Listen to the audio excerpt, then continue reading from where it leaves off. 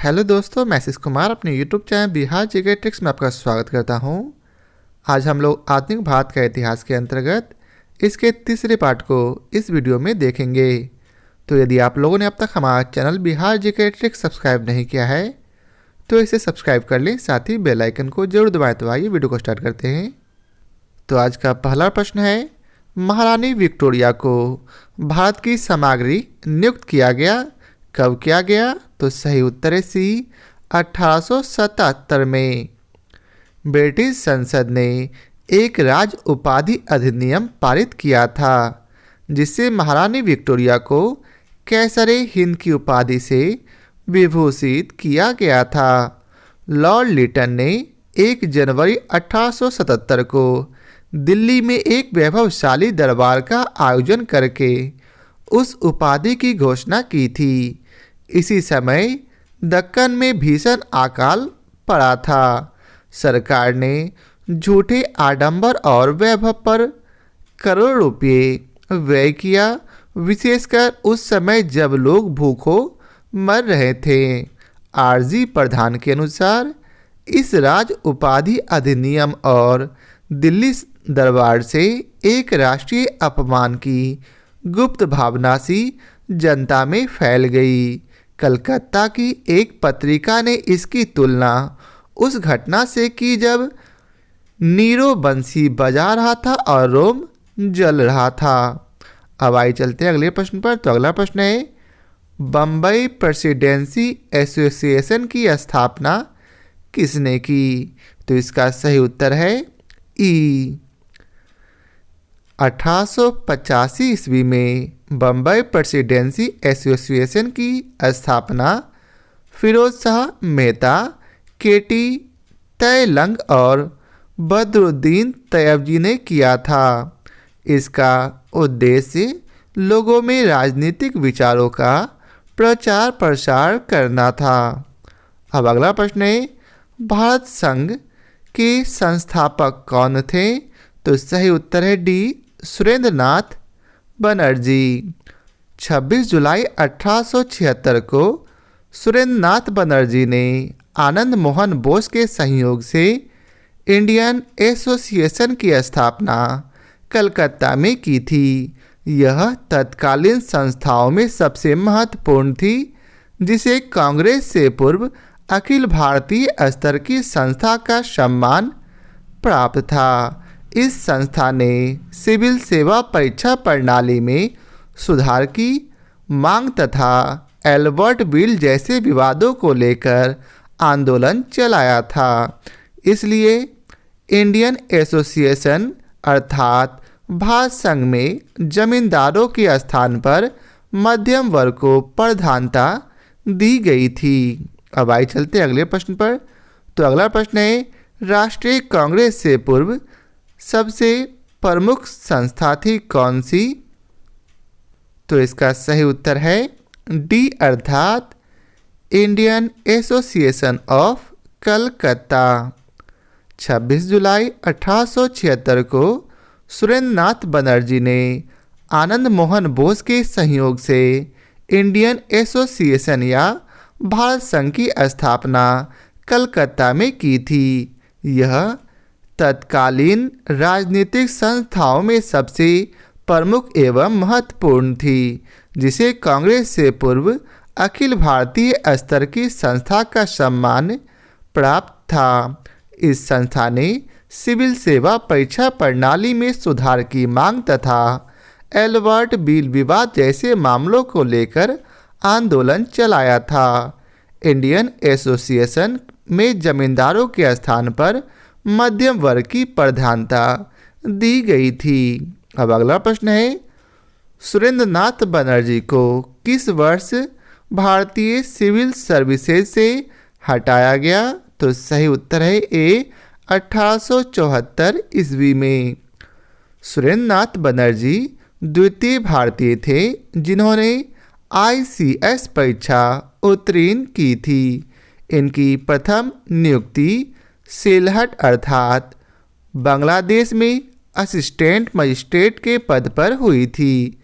यहीं पर मामूली भूल की वजह से 1874 ईस्वी में इन्हें पद से हटाया गया था। अब अगला प्रश्न है, राजनीतिक सुधारों को लेकर विरोध करने वाले पहले भारतीय कौन थे? तो सही उत्तर है सी, राम मोहन राय। राजनीतिक सुधारों को लेकर विरोध करने वाले पहले भारतीय राजा मोहन राय थे। उन्होंने मानव अधिकारों, लोकतांत्रिक मूल्यों के विकास पर कई लेख लिखे। विपिन चंद्रपाल ने लिखा है कि भारत में राजनीतिक स्वतंत्रता का संदेश सबसे पहले राजा राम मनोहर राय ने दिया था। कुछ इतिहासकार सुरेंद्रनाथ बनर्जी को राजनीतिक सुधारों के लिए आंदोलन करने वाले प्रथम भारतीय मानते थे। अब अगला प्रश्न है, मद्रास महाजन सभा की स्थापना की गई थी किस वर्ष? तो ये स्टार मार्क्स है। अब आइए चलते इसके विस्तार को पढ़ते हैं और इसके सही उत्तर को ढूंढते हैं। मद्रास महाजन सभा की स्थापना 1884 में बी राघवाचारी जी सुब्रमण्यम तथा पी आनंद चार्लू द्वारा की गई थी। अर्थात इसकी स्थापना कब की गई थी? तो 1884 में। अब अगला प्रश्न है, भारतीय राष्ट्रीय कांग्रेस के प्रथम अधिवेशन में कितने प्रतिनिधियों ने भाग लिया था? तो सही उत्तर है सी, 72। भारतीय राष्ट्र कांग्रेस की स्थापना 1885 ईस्वी में A.O. ह्यूम द्वारा की गई थी, जो एक अवकाश प्राप्त अंग्रेज अधिकारी थे। इसका पहला अधिवेशन 28 दिसंबर 1885 को बम्बई स्थित गोकुलदास तेजपाल संस्कृत विद्यालय में आयोजित किया गया था। इसमें कुल 72 प्रतिनिधियों ने भाग लिया। भारतीय राष्ट्रीय कांग्रेस के पहले अधिवेशन की अध्यक्षता व्योमेश चंद्र बनर्जी ने की थी तथा इसके प्रथम महासचिव स्वयं A.O. ह्यूम थे। अब अगला प्रश्न है, भारतीय राष्ट्रीय कांग्रेस की स्थापना की गई थी किस वर्ष की गई थी? तो सही उत्तर है सी, 1885 में। भारतीय राष्ट्रीय कांग्रेस की स्थापना 1885 में A.O. ह्यूम के द्वारा की गई थी, जो एक अवकाश प्राप्त अंग्रेज अधिकारी थे। इसका पहला अधिवेशन 28 दिसंबर 1885 को बम्बई स्थित गोकुलदास तेजपाल संस्कृत विद्यालय में आयोजित किया गया था। इसमें कुल 72 प्रतिनिधियों ने भाग लिया। भारतीय राष्ट्रीय कांग्रेस के पहले अधिवेशन की अध्यक्षता व्योमेश चंद्र बनर्जी ने की थी। अब अगला प्रश्न है, भारतीय राष्ट्र कांग्रेस की स्थापना की थी किसने? तो सही उत्तर है A.O. ह्यूम ने। एलन ऑक्टेवियन ह्यूम भारतीय सिविल सेवा के सेवानिवृत्त ब्रिटिश अधिकारी थे। ये शिमला में बस गए थे। 1884 ईस्वी में इन्होंने भारतीय राष्ट्रीय संघ अर्थात इंडियन नेशनल यूनियन की स्थापना की, जो कि भारतीय राष्ट्रीय कांग्रेस का अग्रदूत था। कलकत्ता, बम्बई तथा मद्रास का दौरा करने के उपरांत इन्होंने यह घोषणा की कि दिसंबर में भारतीय राष्ट्रीय संघ का एक सम्मेलन पुणे में आयोजित किया जाएगा, जिसमें तीनों महाप्रांतों के सभी भागों के शिक्षित प्रतिनिधि शामिल होंगे। लेकिन पुणे में हैजा फैल जाने के कारण सम्मेलन का स्थल बदलकर गोकुलदास तेजपाल संस्कृत पाठशाला बम्बई कर दिया गया। भारतीय राष्ट्रीय संघ का पहला अधिवेशन 28 दिसंबर 1885 को हुआ। इसी सम्मेलन में दादा भाई नौरोजी के सुझाव पर इस संगठन का नाम बदलकर भारतीय राष्ट्रीय कांग्रेस कर दिया गया था। अब अगला प्रश्न है, भारतीय राष्ट्रीय कांग्रेस के संस्थापक कौन थे? तो अभी हम लोगों ने पढ़ा A.O. ह्यूम। अब अगला प्रश्न है, भारतीय राष्ट्र कांग्रेस के संस्थापक थे तो क्या थे? तो असैनिक सेवक। नेक्स्ट प्रश्न है, भारतीय राष्ट्र कांग्रेस का प्रथम अधिवेशन कहाँ हुआ था? तो सही उत्तर है सी, मुंबई में। भारतीय राष्ट्र कांग्रेस का प्रथम अधिवेशन 28 दिसंबर 1885 को तेजपाल संस्कृत पाठशाला बम्बई में हुआ था। इसमें कुल 72 प्रतिनिधियों ने भाग लिया, जिसमें से 38 प्रतिनिधि बम्बई महाप्रांत के, 21 सदस्य मद्रास से, 3 सदस्य बंगाल से, 7 सदस्य उत्तर प्रदेश से एवं अवध से तथा 3 सदस्य पंजाब से सम्मिलित हुए थे। कांग्रेस के प्रथम अधिवेशन की अध्यक्षता व्योमेश चंद्र बनर्जी ने की थी। ए.ओ. ह्यूम इसके सचिव थे।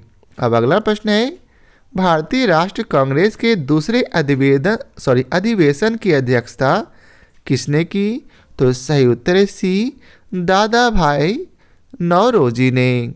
कांग्रेस का दूसरा अधिवेशन 1886 ईस्वी में कलकत्ता में हुआ।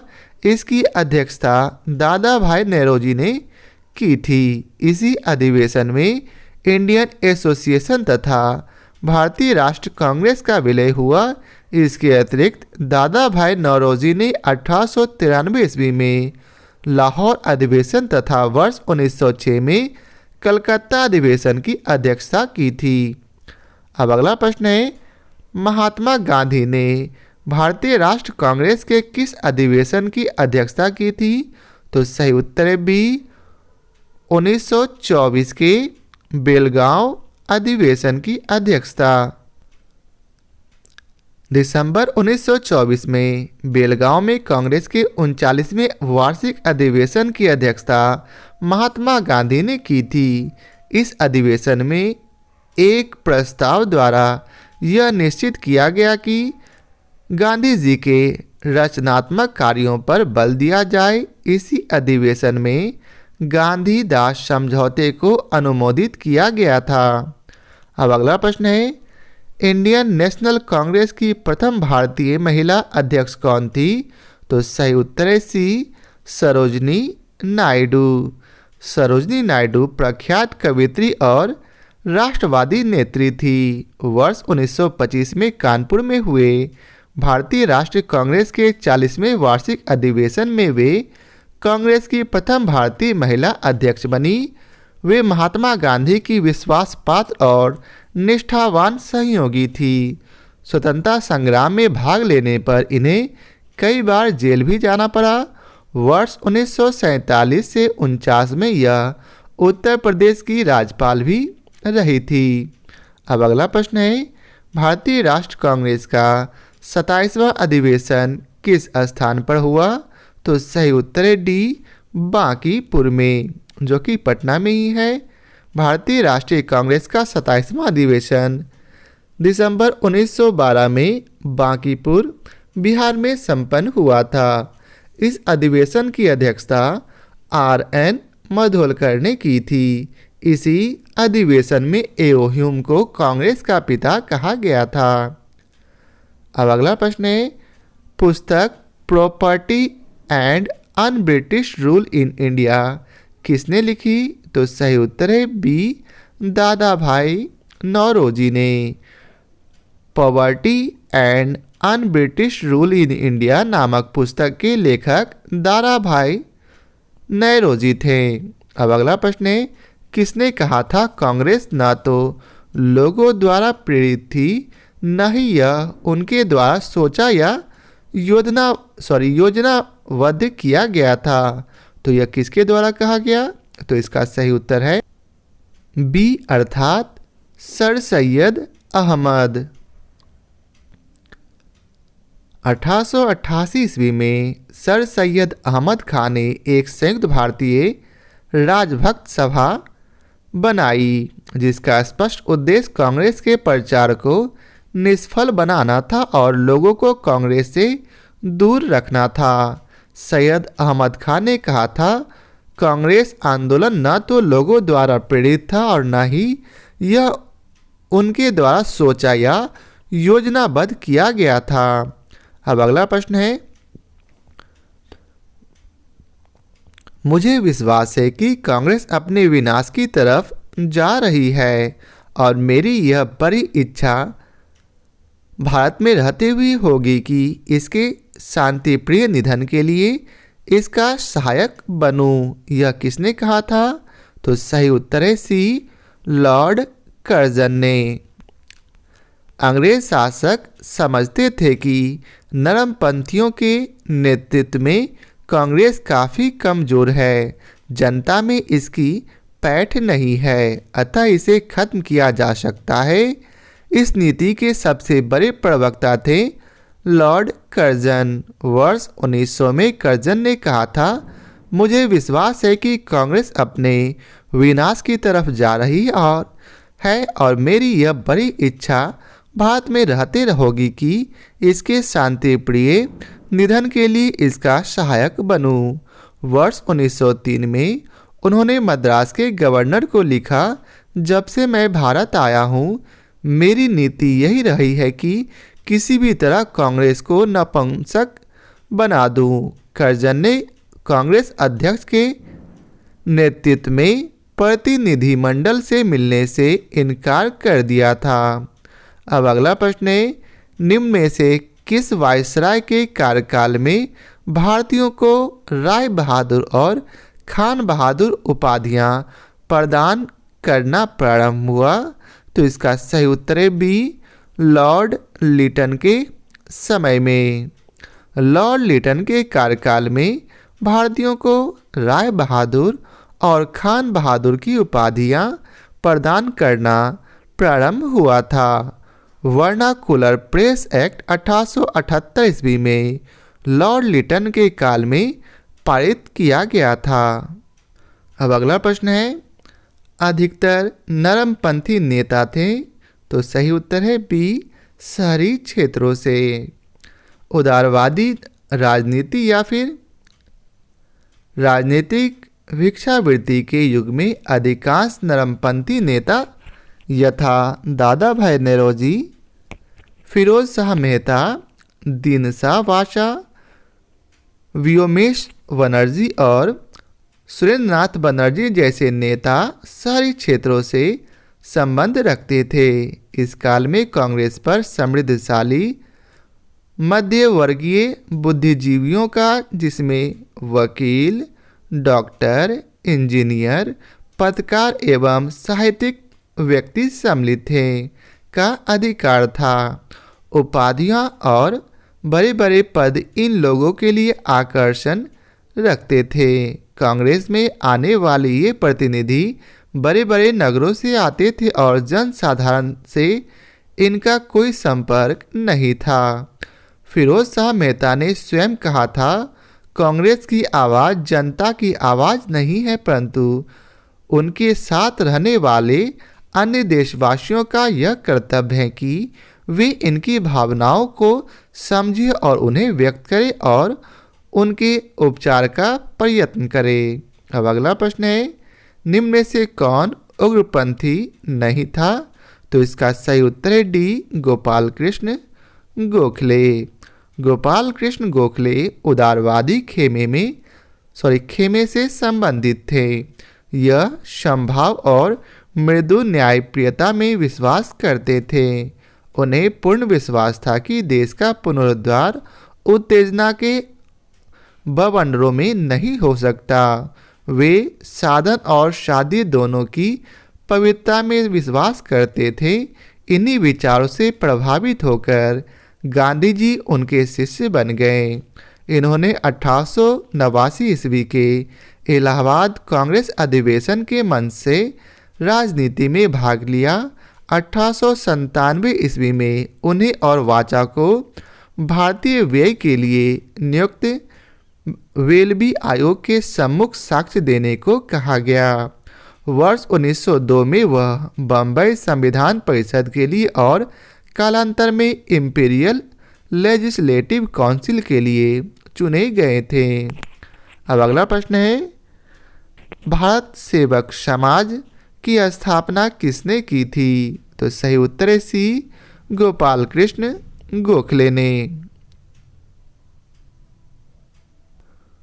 वर्ष 1905 में पूना में गोपाल कृष्ण गोखले ने भारत सेवक मंडल की स्थापना की, जिसका उद्देश्य भारत सेवा के लिए प्रचारक तैयार करना था और संवैधानिक रूप से भारतीय जनता के सच्चे हितों को प्रोत्साहन देना था। इस मंडल ने वी श्रीनिवास शास्त्री, जी के देवघर, एन.एम. जोशी, पंडित हृदयनाथ कंजरू जैसे महान समाज सेवक पैदा किए। एम.सी. सीतलवार, बी.एन. राव तथा अल्लादी कृष्णास्वामी अय्यर इसके प्रख्यात सदस्य थे। अब अगला प्रश्न है, रणजी पामदत्त ने कहा वे साम्राज्यवाद से लड़ते भी थे और सहयोग भी करते थे। उन्हें किस राजनैतिक गठबंधन के बारे में यह कहा? तो इसका सही उत्तर है ए, अर्थात भारतीय राष्ट्रीय कांग्रेस के बारे में ऐसा कहा था। रजनी पामदत्त ने यह कथन भारतीय राष्ट्रीय कांग्रेस के बारे में कहा था। कांग्रेस कई अवसरों पर अंग्रेजी हुकूमत के साथ सहयोग भी करती थी, जैसे प्रथम विश्व युद्ध में भारतीय सहयोग हो या फिर गांधी इरविन वार्ता हो। इसके अतिरिक्त भारतीय राष्ट्रीय कांग्रेस ने साम्राज्यवाद का विरोध करते हुए अंग्रेजों से आज़ादी की लड़ाई लड़ते हुए देश को स्वतंत्र भी कराया था।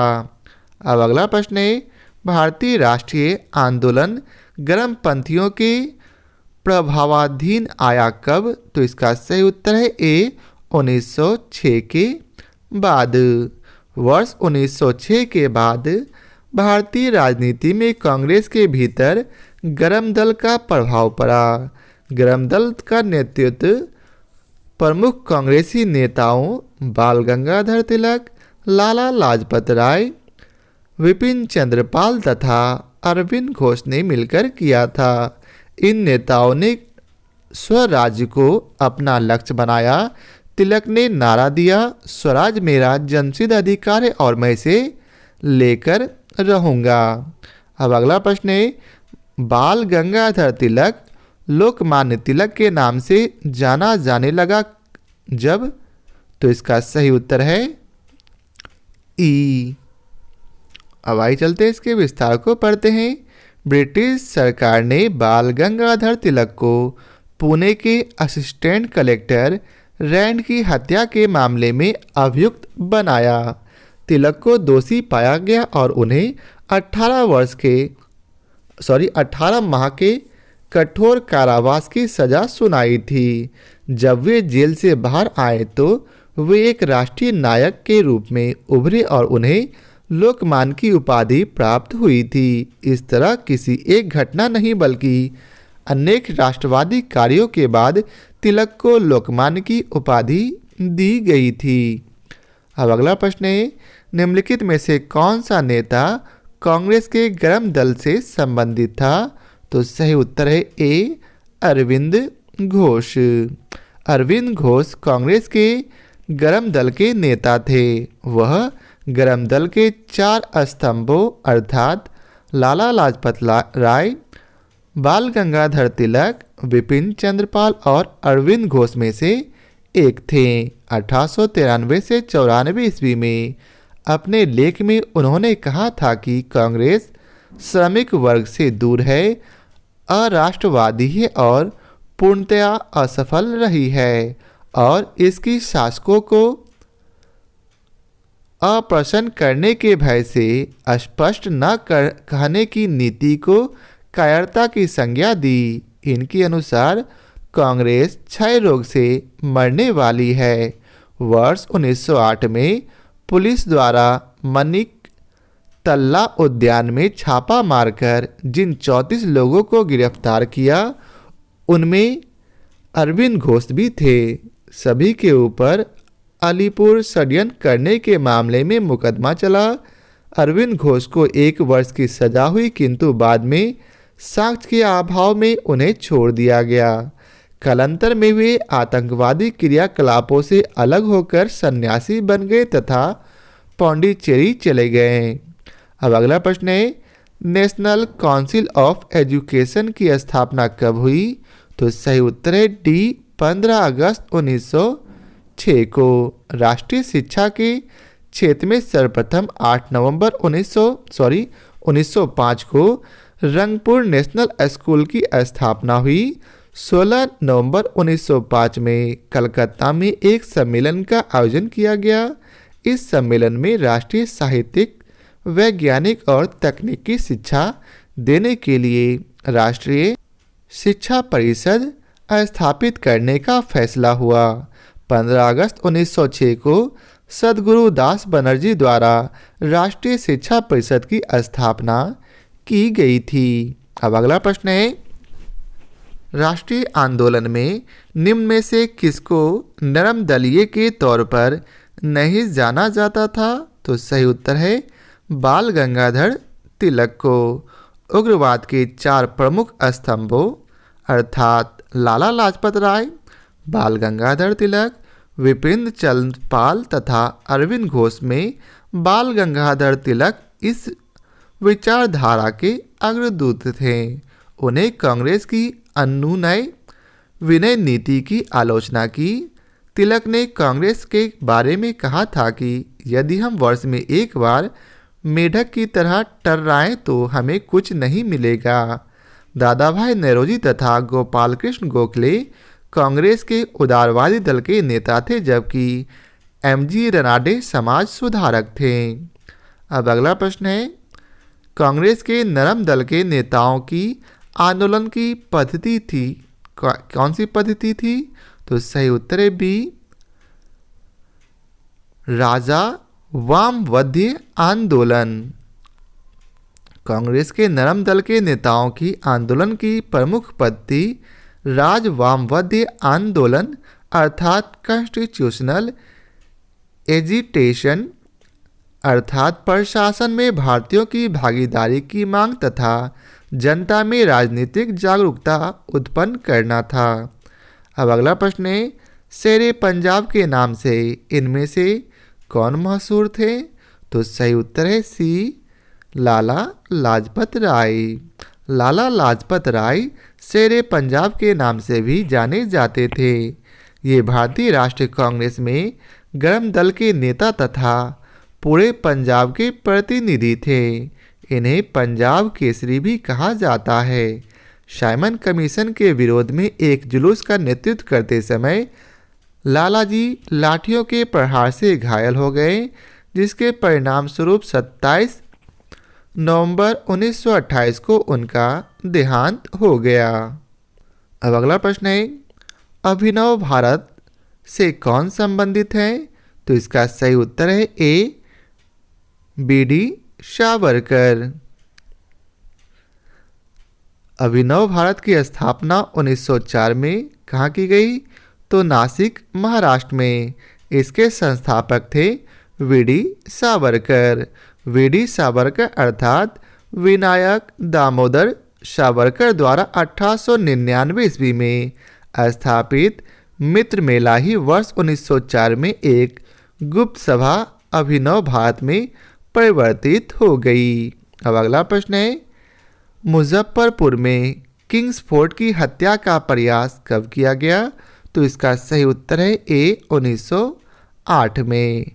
30 अप्रैल 1908 को बिहार के मुजफ्फरपुर में खुदीराम बोस और प्रफुल्ल चाकी ने किंग्स फोर्ट पर बम फेंका, परंतु किंग्स फोर्ट बच गया और दुर्भाग्य से राष्ट्रीय आंदोलन से हमदर्दी रखने वाले मिस्टर कैनेडी की पत्नी एवं पुत्री मारी गई। प्रफुल्ल चाकी ने पुलिस से बचने के लिए आत्महत्या कर ली तथा खुदीराम बोस को गिरफ्तार कर फांसी दे दी गई। अब अगला प्रश्न है, निम्न में से कौन सा एक राष्ट्रवादी समाचार पत्र नहीं था? तो इसका सही उत्तर है the times of India. The times of India एक राष्ट्रवादी समाचार पत्र नहीं था। इसके अतिरिक्त द हिंदू, बंगाली और दी महारत्ता समाचार पत्र राष्ट्रवादी सोच को बढ़ावा देने वाले थे। अब अगला प्रश्न है, क्रांतिकारी गतिविधियों के साथ कौन सी पत्रिका जुड़ी हुई नहीं थी? तो इसका सही उत्तर है D, young India. Young India पत्रिका क्रांतिकारी गतिविधियों के साथ जुड़ी हुई नहीं थी। यंग इंडिया पत्रिका का संपादन महात्मा गांधी ने किया था। महात्मा गांधी अहिंसक आंदोलन के समर्थक थे। वर्ष 1913 में सोहन सिंह भाकना ने Hindustan Association of the Pacific Coast नामक संस्था की स्थापना की थी। इस संस्था ने गदर नामक अखबार निकाला, जिससे इस संस्था का नाम भी गदर पार्टी पड़ गया। युगांतर तथा संध्या पत्रिकाएं भी क्रांतिकारी गतिविधियों से संबंधित थी। अब अगला प्रश्न है, नीचे दिए गए विकल्पों में से राष्ट्रवादी समाचार पत्रों द हिंदू, केसरी, बंगाली, हिंदुस्तानी सुधारकों के संपादकों के नामों का सही संयोजन ज्ञात कीजिए। तो इसका सही उत्तर है डी। अब आइए चलते हैं इसके विस्तार को पढ़ते हैं। द हिंदू के संपादक थे जी सुब्रमण्यम अय्यर। वहीं केसरी के संपादक बाल गंगाधर तिलक। बंगाली के संपादक सुरेंद्रनाथ बनर्जी। हिंदुस्तानी के संपादक गंगा प्रसाद वर्मा और सुधारक के संपादक गोपाल कृष्ण गोखले थे। अब अगला प्रश्न है, स्वराज मेरा जन्मसिद्ध अधिकार है, मैं इसे पाकर रहूंगा, किसने कहा? तो सही उत्तर है सी, बाल गंगाधर तिलक ने।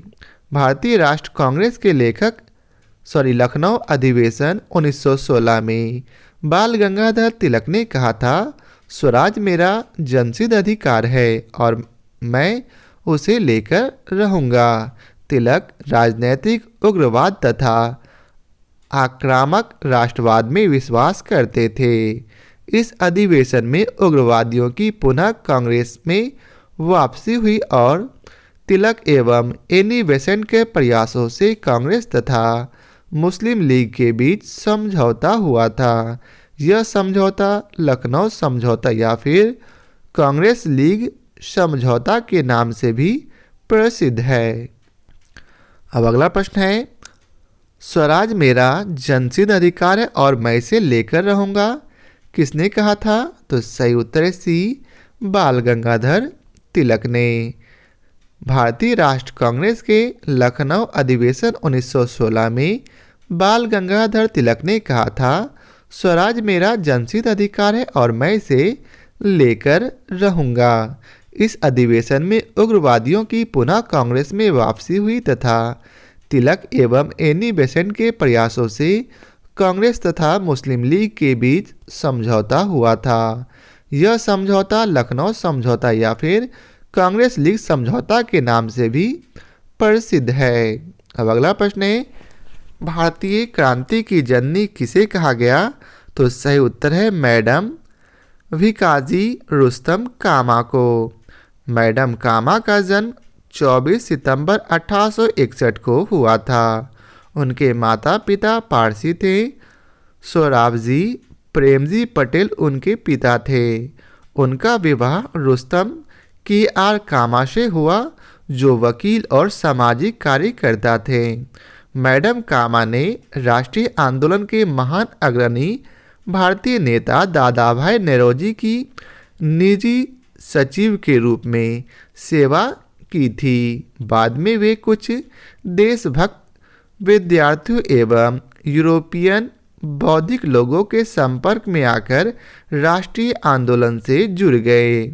22 अगस्त 1907 को जर्मनी के स्टुटगार्ट में आयोजित अंतर्राष्ट्रीय सोशलिस्ट सम्मेलन में उन्होंने भारतीय स्वाधीनता का झंडा सर्वप्रथम फहराया।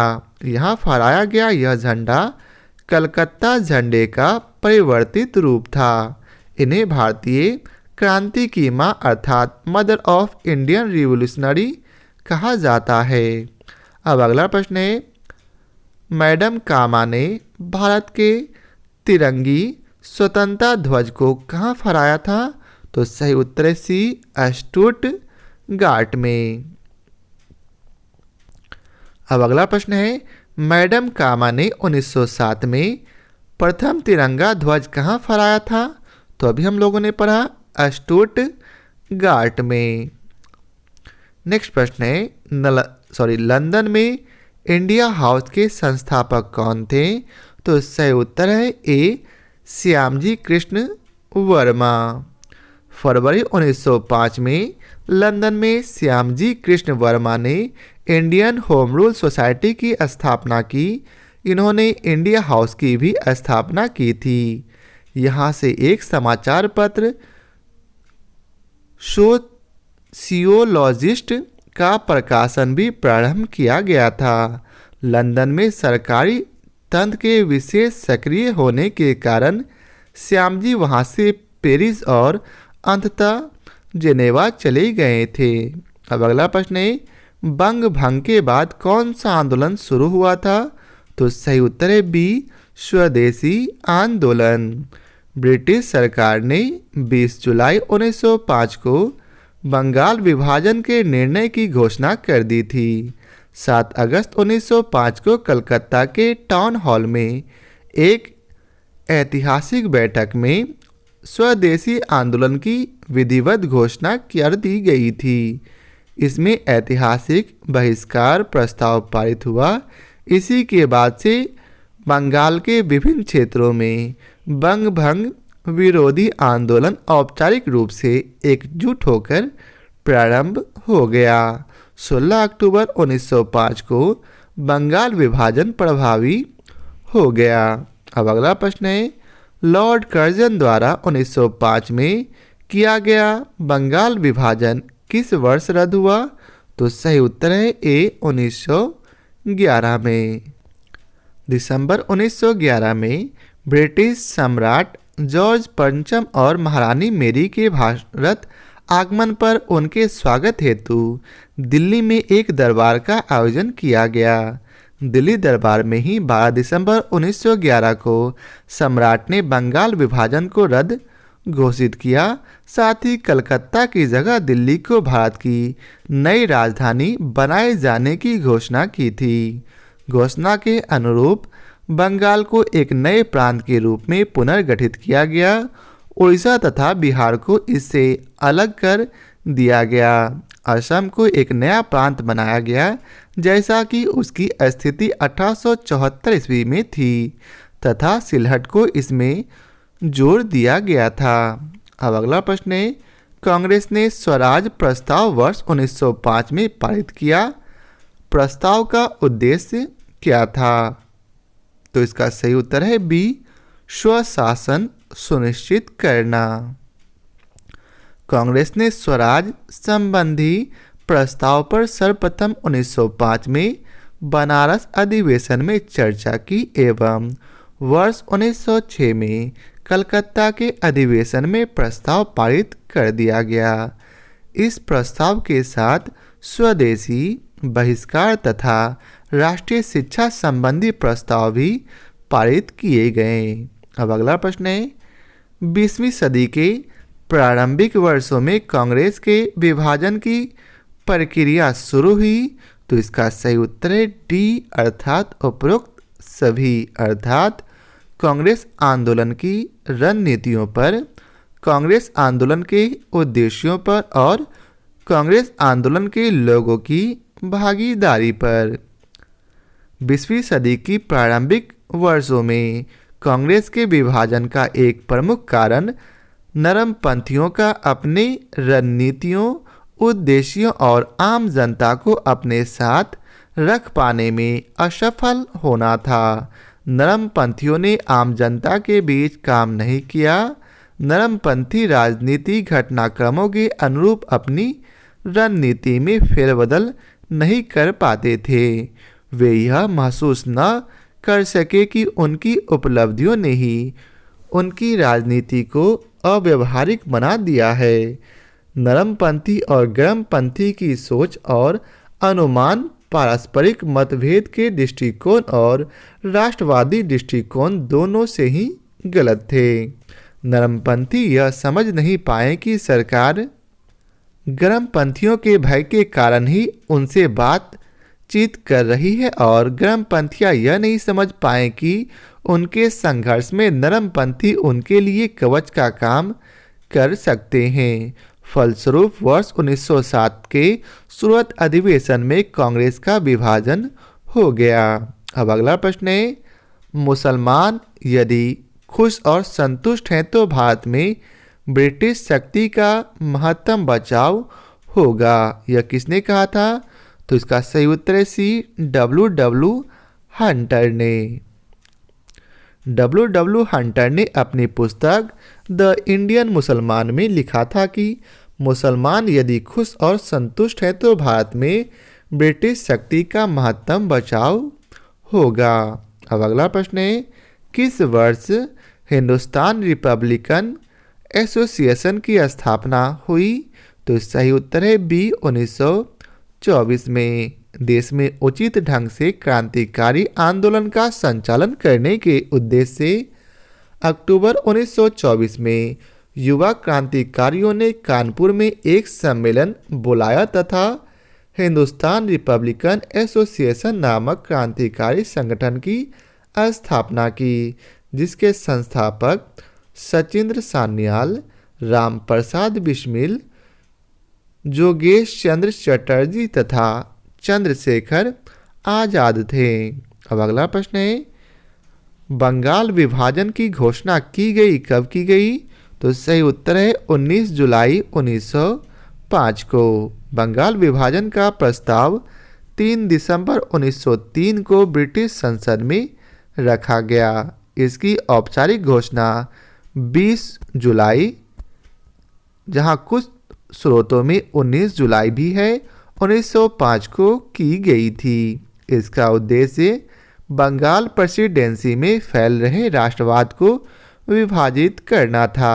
बंगाल विभाजन 16 अक्टूबर 1905 को प्रभावी हुआ। इस दिन को रविन्द्रनाथ टैगोर ने रक्षाबंधन के रूप में मनाने की सलाह दी थी। अब अगला प्रश्न है, कर्जन वायली की हत्या के आरोप में किसे मृत्युदंड दिया गया था? तो सही उत्तर है ए अर्थात मदन लाल धिंगड़ा को।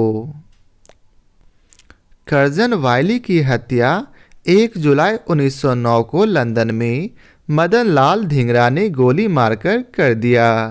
वायली भारत मंत्री के एक बॉडीगार्ड के रूप में नियुक्त थे। 17 अगस्त 1909 को मदन लाल धिंगड़ा को फांसी की सजा दी गई थी। अब अगला प्रश्न है, मॉन्टेग्यू चैम्सफोर्ड की रिपोर्ट का आधार कब बनी? तो सही उत्तर है बी अर्थात भारत सरकार अधिनियम 1919 का आधार बनी थी। तत्कालीन भारत सचिव एडविन मॉन्टेग्यू और वायसराय लॉर्ड चैम्सफोर्ड की रिपोर्ट भारतीय परिषद अधिनियम 1919 का आधार बनी थी। इस अधिनियम के तहत प्रांतों में पहली बार द्वैध शासन लागू किया गया था।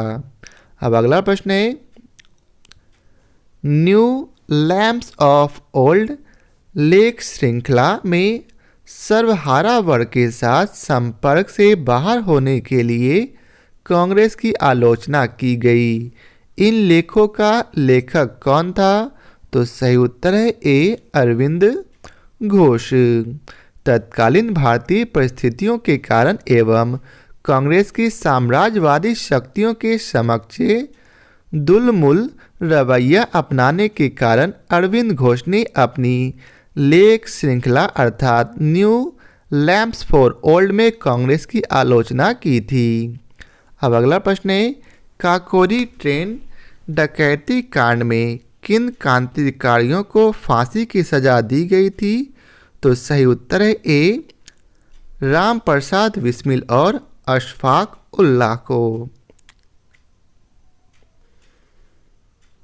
अक्टूबर 1924 में सचिंद्र सान्याल, राम प्रसाद बिस्मिल तथा चंद्रशेखर आजाद ने कानपुर में क्रांतिकारी संस्था हिंदुस्तान रिपब्लिकन एसोसिएशन की स्थापना की।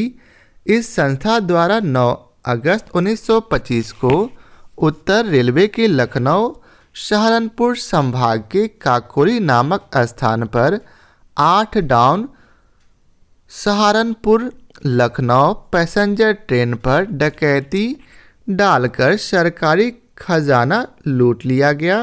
यह घटना काकोरी कांड के नाम से प्रसिद्ध हुई थी।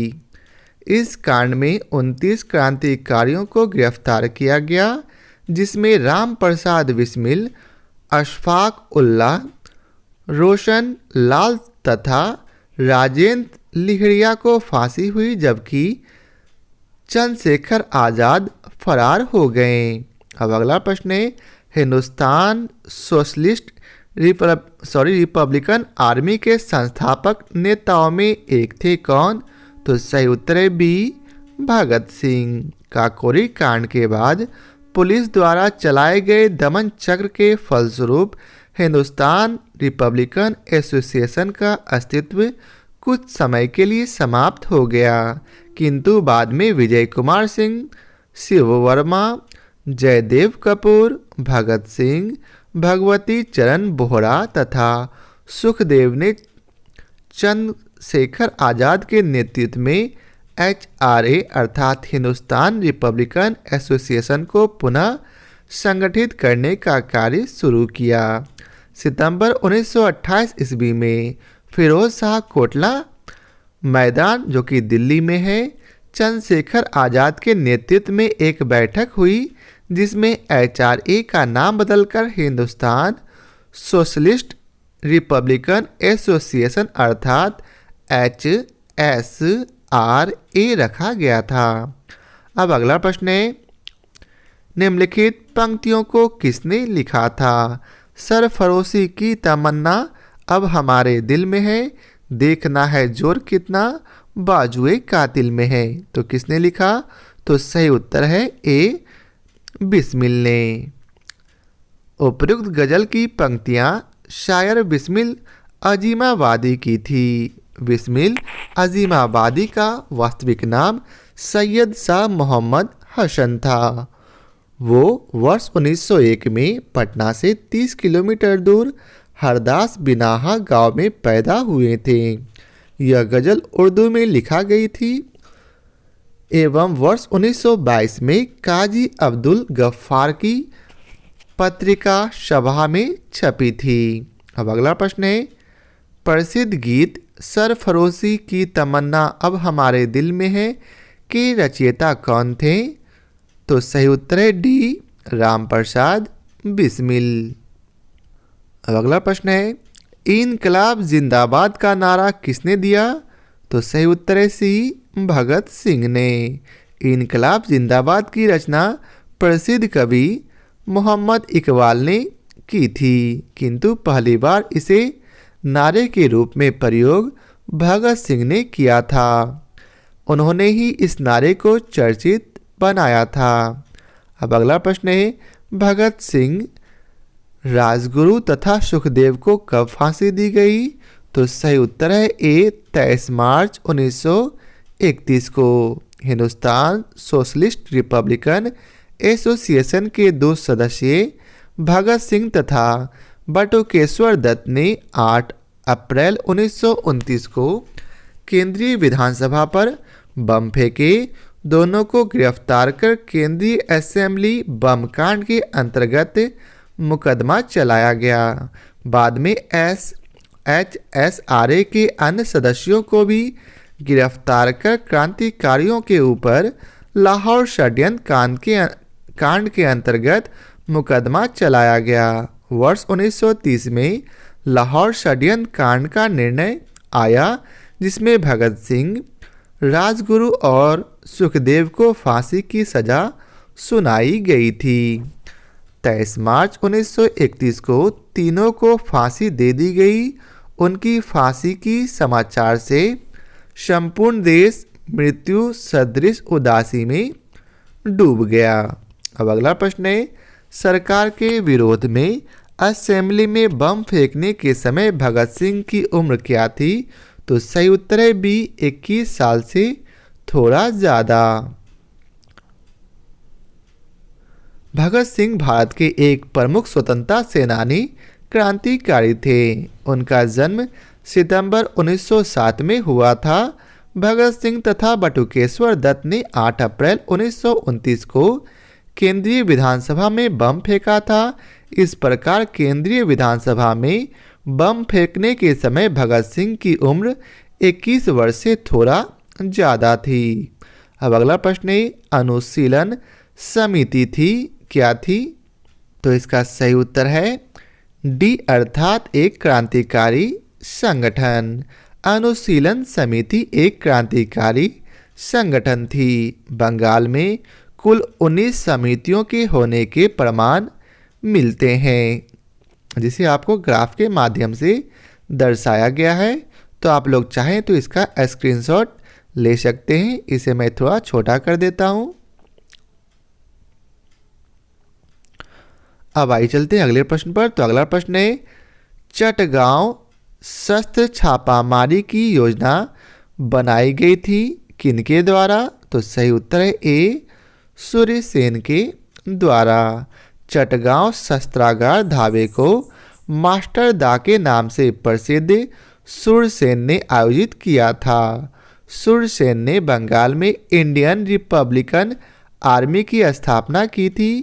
इसके सदस्यों में अनंत सिंह, अंबिका चक्रवर्ती, लोकीनाथ, प्रीतिलता वाडेकर, गणेश घोष, कल्पना दत्त, आनंद दत्त तथा टेगराबल प्रमुख थे। 18 अप्रैल 1930 को सूरसेन ने अंग्रेजों के विरुद्ध युद्ध की घोषणा की। सूरसेन के नेतृत्व में IRA के सदस्यों ने चटगांव शस्त्रागार पर आक्रमण कर हथियारों पर कब्जा कर लिया। 22 मई 1930 को IRA के सदस्यों और सेना के बीच संघर्ष हुआ, जिसमें 80 सैनिक और 12 क्रांतिकारी मारे गए।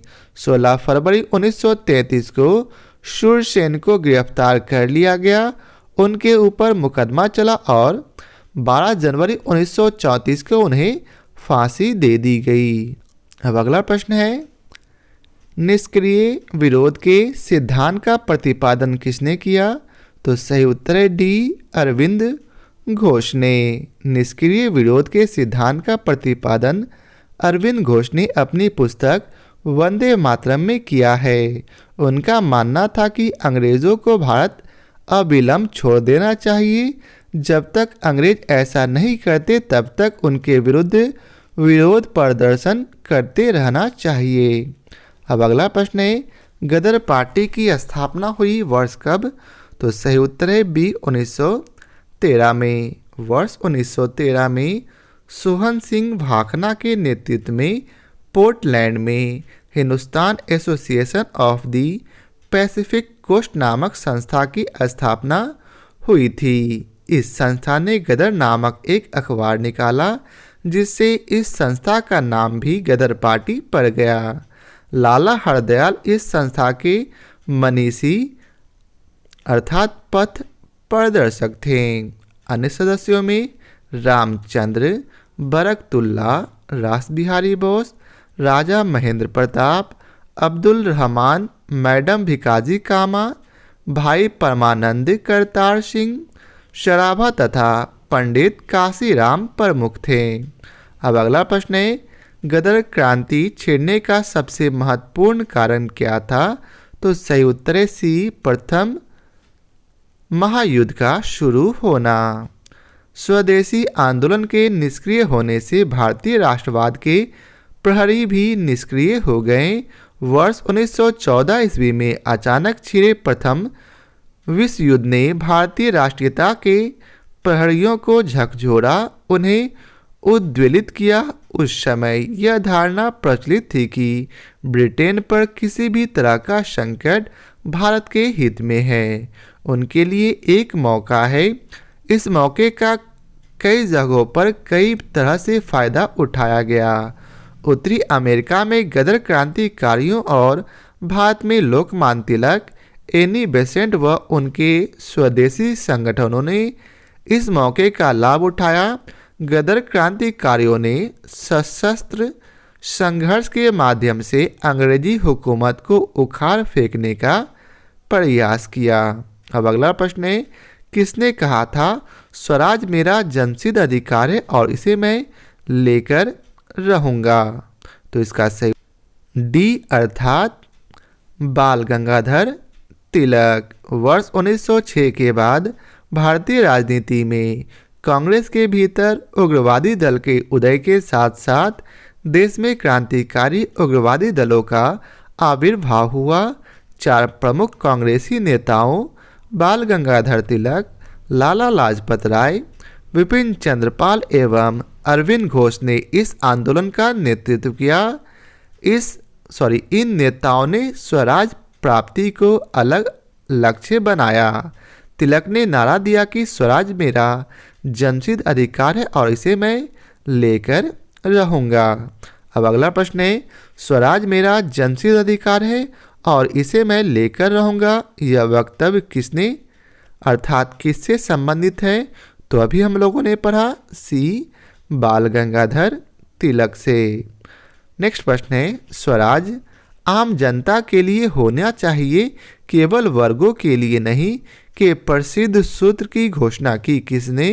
तो इसका सही उत्तर है बी अर्थात सी राजगोपालाचारी ने। सी राजगोपालाचारी की मान्यता थी कि स्वराज्य जन सामान्य हेतु होनी चाहिए, न कि केवल कुलीन एवं अभिजातीय वर्ग हेतु। अब अगला प्रश्न है, इंडिया फॉर इंडियंस किताब किसने लिखी थी? तो इसका सही उत्तर है ए अर्थात CR दास ने। भारतीय स्वतंत्रता आंदोलन के दौरान चर्चित पुस्तक इंडिया फॉर इंडियंस के लेखक चित्तरंजन दास अर्थात CR दास थे। अब अगला प्रश्न है, निम्नलिखित में से किस नेता ने 1906 में कलकत्ता कांग्रेस अधिवेशन की अध्यक्षता की थी? तो सही उत्तर है डी दादा भाई नौरोजी ने। वर्ष 1906 के कलकत्ता कांग्रेस अधिवेशन में अध्यक्ष पद को लेकर पार्टी में विभाजन की नौबत आ गई थी, लेकिन दादा भाई नौरोजी के अध्यक्ष बनने से संभावित विभाजन फिलहाल टल गया। दादा भाई नौरोजी को लगभग सभी राष्ट्रवादी एक सच्चा देशभक्त मानते थे। राजनीतिक विचारों से दादा भाई पूर्ण राष्ट्रभक्त थे। वह समझते थे कि भारत में अंग्रेजी राज से बहुत लाभ हुआ है और वह इस साहचर्य के सदा बने रहने में अभिरुचि रखते थे। राष्ट्रीय कांग्रेस के कलकत्ता अधिवेशन में ही पहली बार दादा भाई ने स्वराज की मांग की थी। अब अगला प्रश्न है, निम्नलिखित में किसने ऑल इंडिया मुस्लिम लीग की स्थापना की थी? तो सही उत्तर है डी नवाब सलीमुल्ला खान। अक्टूबर 1906 में आगा खां के नेतृत्व में मुस्लिमों के शिमला प्रतिनिधि मंडल ने एक ऐसे केंद्रीय मुस्लिम सभा बनाने का विचार किया जिसका उद्देश्य मुसलमानों के हितों का संरक्षण हो। इसी विचार के अनुरूप ढाका में संपन्न अखिल भारतीय मुस्लिम शिक्षा सम्मेलन के दौरान दिसंबर 1906 में इस सम्मेलन के स्वागत समितियों के अध्यक्ष तथा राजनीतिक बैठकों के संयोजक ढाका के नवाब सलीमुल्ला खान ने अखिल भारतीय मुस्लिम लीग के गठन का प्रस्ताव किया था। 56 सदस्यीय अस्थायी समिति का चयन किया गया और मोहसिन उल मुल्क तथा वकार उल मुल्क को संयुक्त रूप से संगठन का सचिव नियुक्त किया गया। लखनऊ में मुस्लिम लीग का मुख्यालय बनाया गया और आगा खां इसके प्रथम अध्यक्ष बनाए गए। विकल्प में इन तीनों नामों के रहने या इनमें से कोई दो नाम रहने पर संस्थापक के रूप में चयन का वरीयता क्रम इस प्रकार है। पहला सलीमुल्ला खां, दूसरा आगा खां और तीसरा मोहसिन उल मुल्क। प्रस्तुत प्रश्न में चूंकि प्रथम दो नाम दिए गए, अतः सलीमुल्लाह खान को प्रथम वरीयता देते हुए संस्थापक के रूप में चुना जाएगा। अब अगला प्रश्न है, 1906 में मिंटो से शिमला में मिले मुसलमानों के शिष्टमंडल ने प्रार्थना की। क्या प्रार्थना की? तो इसका सही उत्तर है ए, अर्थात मुसलमानों के लिए पृथक निर्वाचन वर्ग की। 1 अक्टूबर 1906 को आगा खां के नेतृत्व में मुसलमानों का एक शिष्टमंडल तत्कालीन वायसराय लॉर्ड मिंटो से शिमला में मिला। शिष्टमंडल ने प्रांतीय, केंद्रीय व स्थानीय निकायों में निर्वाचन हेतु मुसलमानों के लिए विशिष्ट स्थिति की मांग की। इस मांग के जवाब में मिंटो ने मुसलमानों को आश्वासन देते हुए कहा कि उनके राजनीतिक अधिकारों और हितों की भारत में रक्षा की जाएगी। अब अगला प्रश्न है, निम्न में से किस आंदोलन ने भारत में पृथक निर्वाचक मंडल का आरंभ किया था? तो इसका सही उत्तर है डी, अर्थात भारतीय परिषद अधिनियम 1909। भारतीय परिषद अधिनियम 1909 द्वारा ब्रिटिश भारत में सांप्रदायिक प्रतिनिधित्व की व्यवस्था की गई, जिसके अंतर्गत मुसलमानों के लिए पृथक निर्वाचन मंडल की व्यवस्था करना था। अब अगला प्रश्न है, निम्नलिखित में किसका योगदान होम रूल लीग के स्थापना में नहीं था? तो सही उत्तर है T.S.. Olcott. T.S.. Olcott home rule league से नहीं बल्कि थियोसॉफिकल सोसाइटी से संबंधित थे। तिलक ने अप्रैल 1916 और एनी बेसेंट ने सितंबर 1916 में होम रूल लीग आरंभ किया। एम सुब्रमण्यम अय्यर भी एनी बेसेंट की होम रूल लीग आंदोलन की स्थापना से संबंध थे। अब अगला प्रश्न है, किस अधिवेशन में होम रूल समर्थक अपनी राजनीतिक शक्ति का सफलतापूर्वक प्रदर्शन कर सके? तो इसका सही उत्तर है ए, अर्थात कांग्रेस का 1916 का लखनऊ अधिवेशन में। 1916 के लखनऊ अधिवेशन में होम रूल लीग के सदस्यों के लिए अपनी ताकत दिखाने का अच्छा मौका था। तिलक के समर्थकों ने तो परंपरा ही बना दी जिस पर कांग्रेस बहुत वर्षों तक टिकी रही थी। उनके समर्थकों ने लखनऊ पहुंचने के लिए एक ट्रेन आरक्षित की, जिसे कुछ लोगों ने कांग्रेस स्पेशल का नाम दिया तो कुछ ने होम रूल स्पेशल का। अरुण डेल ने लीग के हर सदस्य से कहा था कि वह लखनऊ अधिवेशन का सदस्य बनने की हर संभव कोशिश करे। अधिवेशन की समाप्ति के तुरंत बाद उसी पंडाल में दोनों होम रूल लीग की बैठक हुई, जिसमें लगभग 1000 प्रतिनिधियों ने भाग लिया। कांग्रेस लीग समझौते की सराहना की गई। तिलक तथा एनी बेसेंट ने बैठक को संबोधित किया था। तो आज के लिए बस इतना ही, क्योंकि अभी और प्रश्न है। अगर मैं आगे प्रश्न चलूँगा तो वो काफ़ी बड़ा हो जाएगा। तो आज के लिए बस इतना ही रहने दीजिए, फिर मिलते हैं नए पार्ट के साथ। तो आज के लिए बहुत बहुत धन्यवाद।